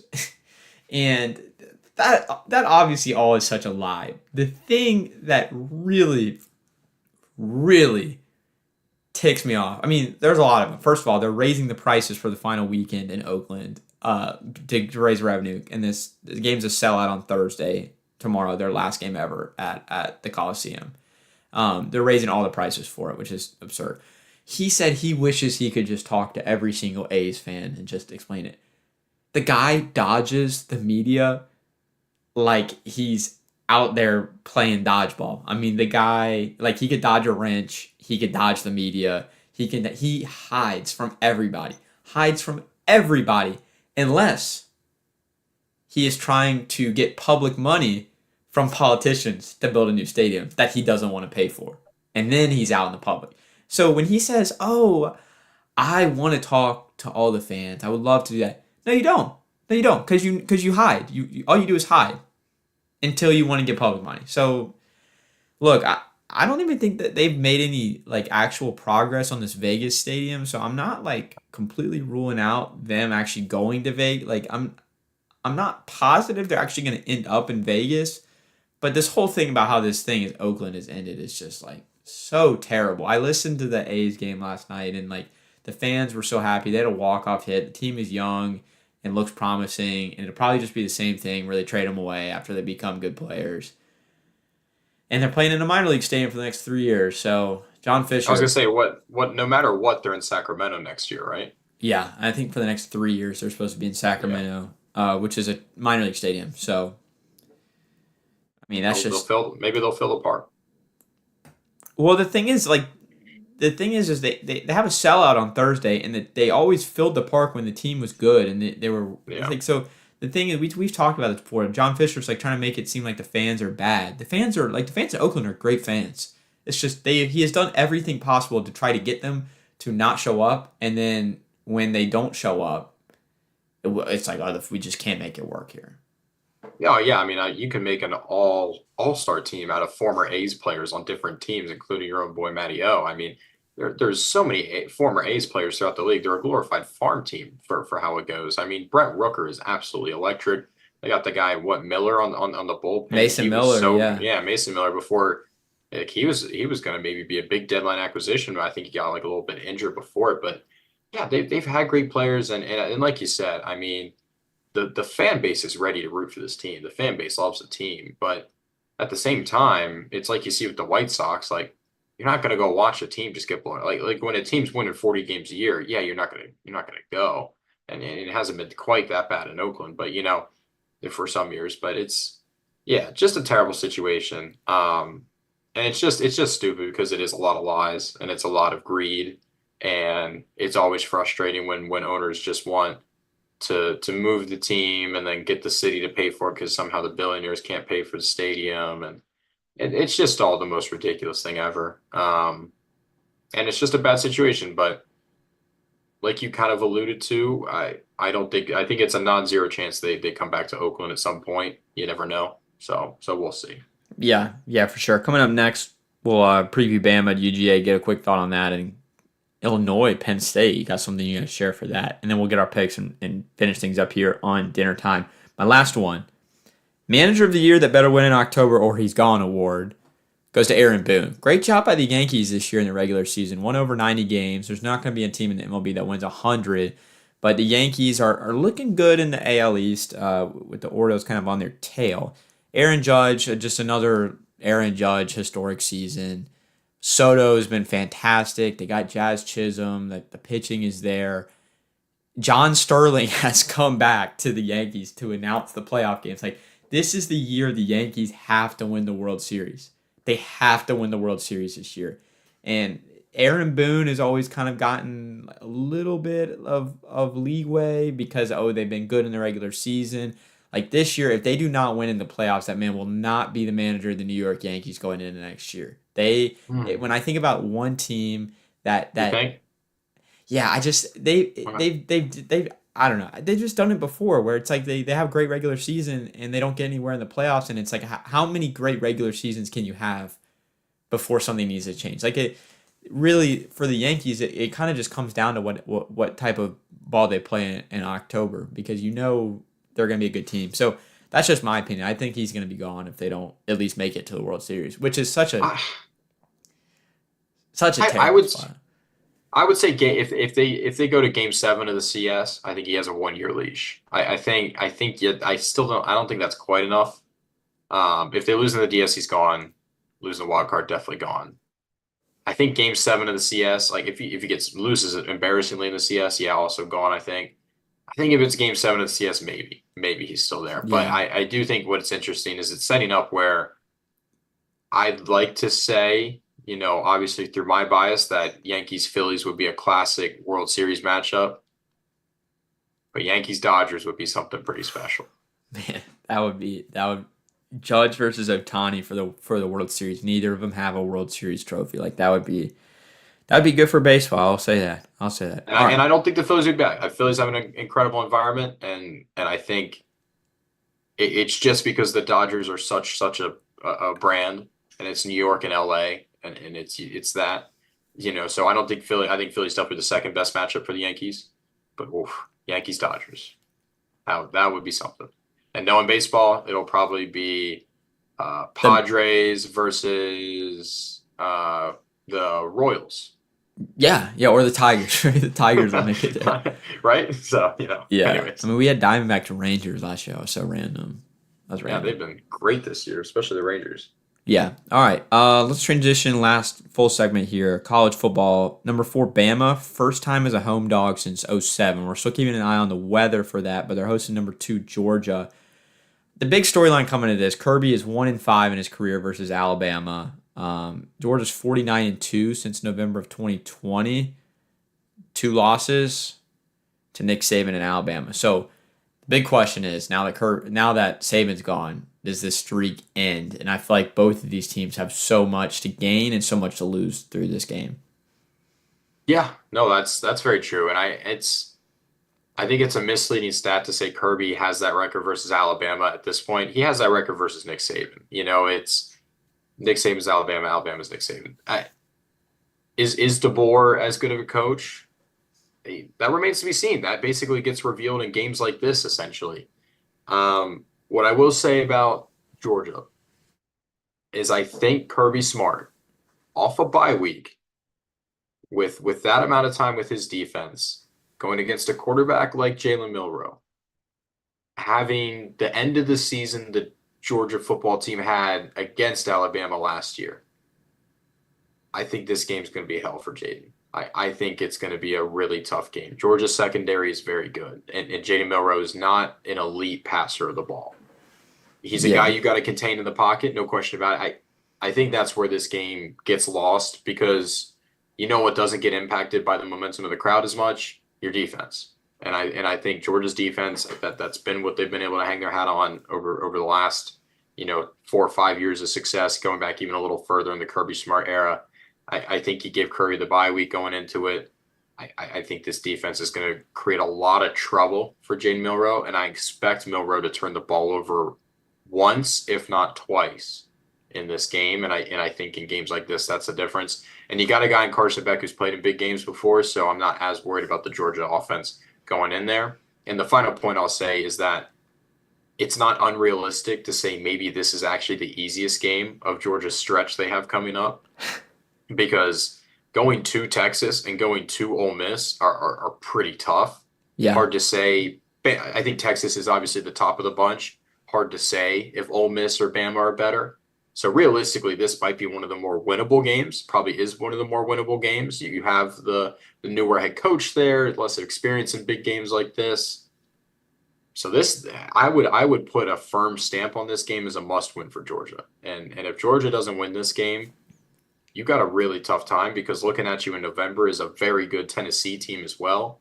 So this is everyone talks about the playoff and how it got rid of big regular season games.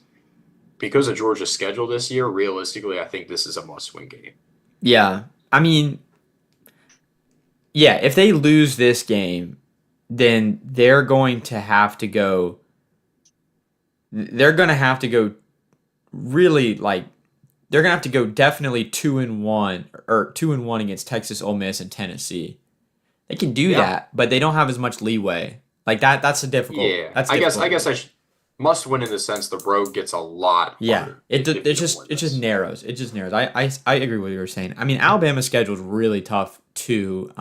Maybe not as much as Georgia, but like the thing with Alabama is if they lose, everybody, it's like the morale is going to be shot because it's like DeBoer is not Saban, and then you're just going to Mhm. hear that shadow. If Oh, yeah. Alabama can win this game, I think DeBoer is going to get so much like street credit because it's going to be like, yeah, yeah, he's good.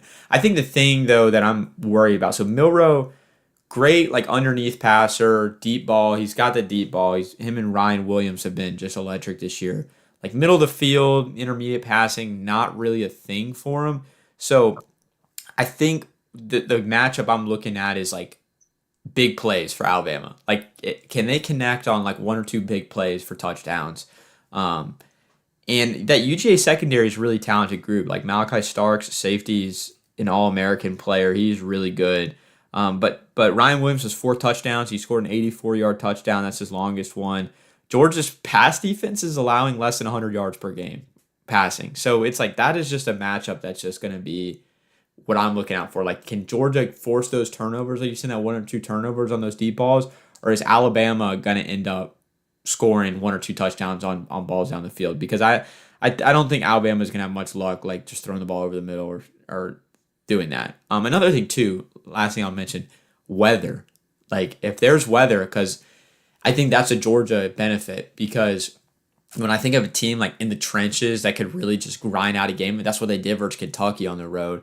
Team in the trenches that's not gonna like be boneheaded. They're gonna do the right thing. Like I think Alabama could do that, but I know Georgia is not gonna shoot themselves in the foot. So in a rainy game, ball's wet. Like I trust Georgia more if that were to come into play.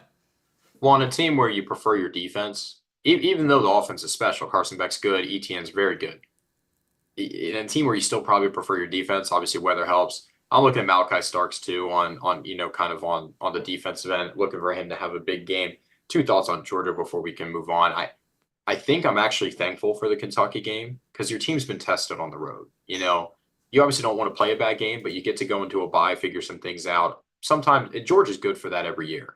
A lot of people are pointing at that, being like, "Oh, not the same old Georgia." Dude, it is the same old Georgia to have an absolute stinker of a game versus Kentucky or Missouri. Like that is classic Georgia. You look at the years they won the Natty, they completely have a letdown spot. I think the first year they won the Natty, they struggled versus Kent State at home for like 3 quarters. Always happens. Always happens. So I'd rather it be on the road. I'd rather Georgia get a taste of, hey, we need to figure out a way to win this game right now. I'm happy they had that. And my other thought is that Clemson team they beat, everyone was like, oh, maybe Clemson's not that good. I don't think that's necessarily the case. I think they've gotten better because they're working with a new quarterback. So I don't think the Clemson team we're seeing now is the same Clemson team Georgia played.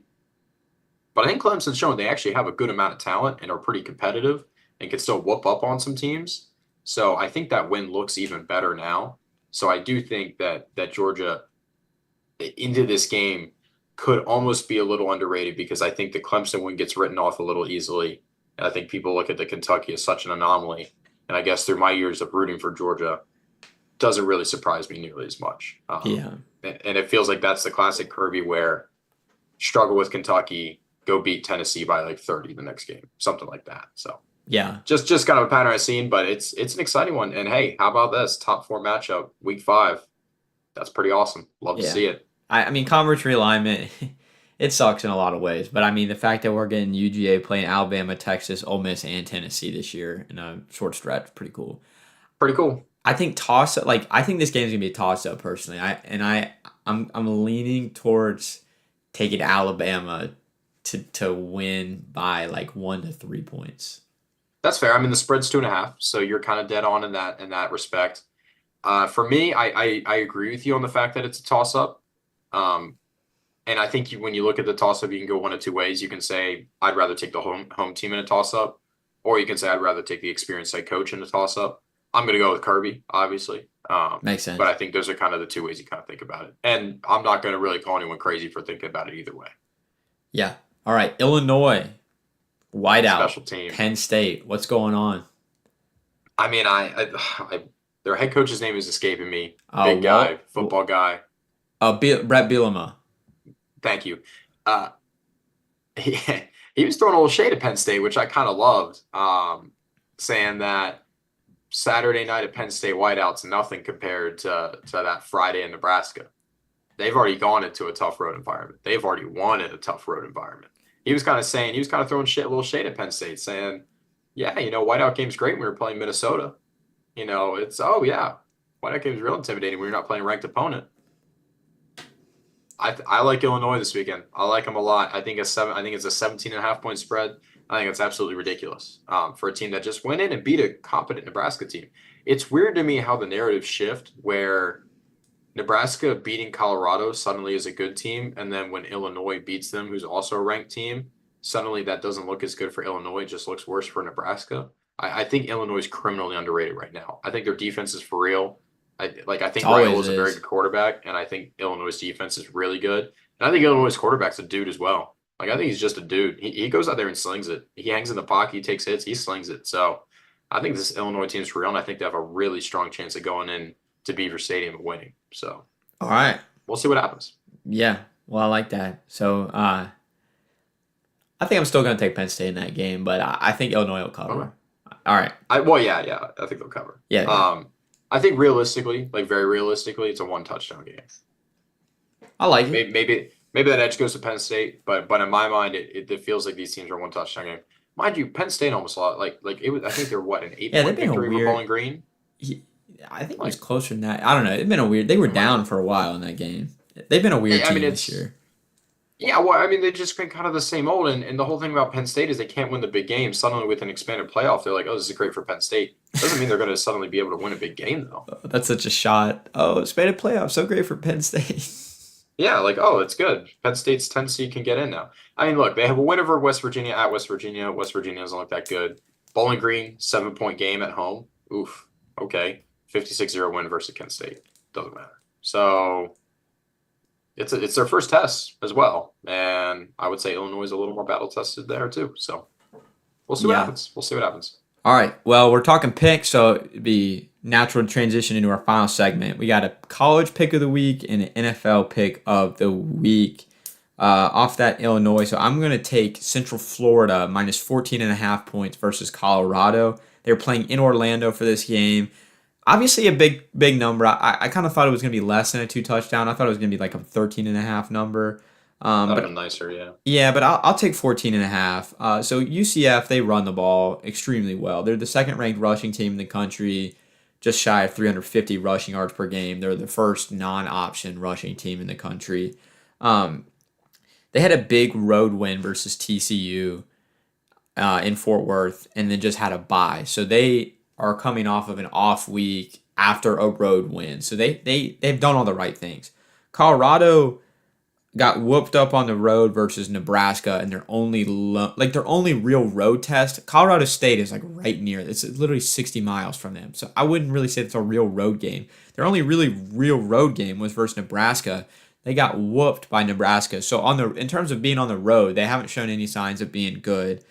They're coming off of a really taxing and emotional game versus Baylor, in which they won. So I think that helps them. But like UCF bye week, get healthy. Colorado coming in on like a normal week after just a tough game versus Baylor. So I mentioned UCF second in rushing. Colorado is 69th in the country in rush defense, giving up about 150 rushing yards per game. So that matchup to me, like I just think UCF's going to be able to just control, and I don't think Shadur is going to have a great day down in Florida. I mean, you talk about a team that gives like another team so much bulletin board material. Like, you don't think UCF's been having their hardest practices of the year throughout the whole bye week, wanting to beat Colorado. Like, that's part of Dion, you know? It's just teams want to beat them because they're so Yeah. loud, they're so pompous.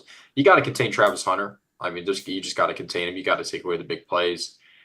Sanders is a good quarterback, no question about it. He's a good quarterback. So they're challenging, but I like the spot because I don't think Baylor's any good at all. And I think that's the thing about Colorado that frustrated me last year when they were getting all the headlines and they're like, everyone's like, oh, Colorado's back. It was like, you look at the teams they're playing, they're not good teams. Like, they're just not good teams. So, and I think UCF is a pretty good team. So I like the play. 14.5 scares me. I think UCF will win almost assuredly. 14.5 scares me, no question. But the other thing too for Colorado is they can't protect the quarterback very well on the road. It leads to bad things. And at times it looks like Colorado's basically incapable of starting a drive for extended periods of time. So I like UCF to look to exploit that. And I do like the spot. Yeah. All right. In Illinois, is your pick? Yeah, Illinois, I'll give the bonus pick as well. I like Miami versus Virginia Tech this weekend. 16.5. That was a number that I actually thought was a little lower. I thought it'd be more of like a 3 touchdown. Um, Cam Ward's just a dog. Like He's Miami's a good. good team. He's good. He's a dog. He's a dog. They're talented. You could argue they haven't had a test this year, but you could also argue Virginia Tech's just not that good either. And I think I look at Miami as a team that has their eyes set on the ACC, and I think this is just another stepping stone. I think they win by 3 touchdowns, and we only need to win by 16.5. So bonus pick Miami, but I love Illinois plus 17.5. Yeah, that's great. I like the Illinois pick and I like the Miami pick too. Virginia Tech, I'm not sold on them. And Miami, I think people are a little slow for Miami because like just because years past they've seen like, oh, Miami, Sure. they're just frauds. But like I think they got something there. Going in the NFL, I'm taking the Steelers minus 1.5 versus the Colts. We've talked a lot about both of these teams, so nothing too in depth. But the Steelers 3-0 with Justin Fields. The Steelers fans travel. They're playing in a dome, and generally kind of like pretty similar area of the country. So it's like not going to be too much of a road environment. So those road points those home points the Colts are getting, I don't really think mean that much. Richardson unstable, 2 picks versus the Bears. I'm just a big believer in the Steelers, so I'm taking them minus 1.5. Yeah, I mean, you can look at this matchup as even if you don't want to talk about Justin Fields trending up, which we touched on, just looking at Anthony Richardson versus like the Bears defense is a good defense. That's probably the best part of their team. 2 picks. The Steelers are probably the best defense in the NFL. Like, what do you think is going to happen? I'd expect 2, maybe 3 turnovers, and it's tough to win a game when you do that. And 1.5 points, pretty negligible. Steelers like to win by field goals, so I do up to 2.5, and yeah, I feel pretty good about that. Yeah. All right. Your NFL pick goes to. Yeah, this was a pretty simple one. Not a spread one, just a total. Over 50.5 Commanders Cardinals. These are the beautiful matchup of 2 teams that can't play defense very well, but got some real talented guys on offense. Marvin Harrison on the Cardinals looks incredible. Kyler has looked very good at times this year as well, and both those guys are ready to sling it. I look at Jaden to still score another 3-4 touchdowns this game, through the air with his legs, whatever. And I think the Commanders defense can't stop an army of ants. So I I don't see any way where this isn't a 60-point football game. I like that pick. Yeah, I mean the Cardinals have definitely been looking better this year. I think Kyler. I don't want to like. I don't know what I really think about him, but I know he's not bad. I know he's not a bad quarterback. So I like that over pick. The defenses may be a little optional in that game. Yeah, I think it's less of the Commanders' offenses looked incredible, no question. I think it's less of a pick about these offenses and more of an indictment of the defenses and saying these guys have enough talent. Bonus pick on that, I would take Marvin Harrison over everything. If you look at what Jamar Chase did to the Commanders secondary, it's only going to get worse. Emmanuel Forbes is back for the Commanders, which means that's a free route every play. So I would look at that as well if you're a gambling man. But yeah, I like the over in that game. Yeah. Well, I know I'm a dinner time man, so this been a great show. So we're about 2 hours in. I think this is where we're gonna wrap it tonight, getting through college football picks, MLB superlatives, and some awards. NFL spent about an hour just NFL, which was much needed. Hmm. So this was the first episode. Best way you can support the channel: hit that subscribe button, and we'll hopefully be back every week doing a little live programming for the folks at home. You can watch this on demand as well, which would be appreciated. So Andrew, great first show. I felt like about 20 minutes have gone by, and we've been here for about 2 hours. Yeah, no, it's gone by much faster than it actually has been. I was just glancing at the clock and kind of was like, wow, okay. He's Might like, need "Wow, I to got work tomorrow. Time to go to work bed." on and that's not untrue. But yeah, I might need to work on being more concise personally. But yeah, that's all right. Yeah, no, excited to be back with the show. We'll be tweaking, we'll be trying to figure out what works, what doesn't, and we're just gonna keep working on it. But if nothing else, it's just a pleasure to be doing it, having a ton of fun. And appreciate you listening in. All right. Well, sounds good. We'll talk to everybody next week here on Dinner Time. That's Andrew Arnold to my right. I'm Jack Hunter. Appreciate everybody tuning in. We'll see you guys later.